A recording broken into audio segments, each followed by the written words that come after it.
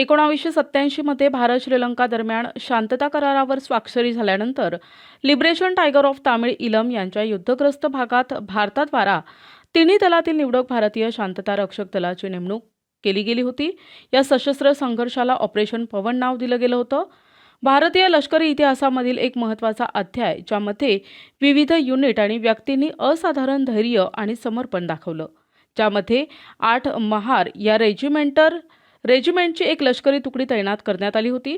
या तुकडीद्वारा भारतीय लष्करी इतिहासात परमवीर चक्र, महावीर चक्र तसेच वीरचक्र हे तीनही श्रेणी प्राप्त पुरस्कार मिळवून एक विक्रम बनविला होता।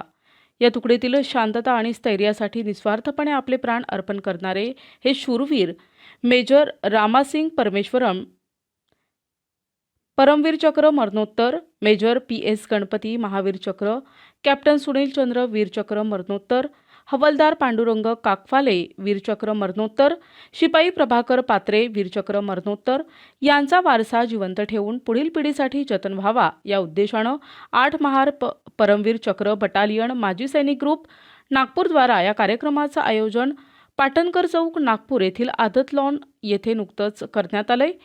यावेळी डॉक्टर बाबासाहेब आंबेडकर तसेच गौतम बुद्ध यांच्या प्रतिमेस माल्यार्पण करून दीप प्रज्वलित करण्यात आले। तसेच या हुतात्म्यास श्रद्धांजली वाहण्यात आली।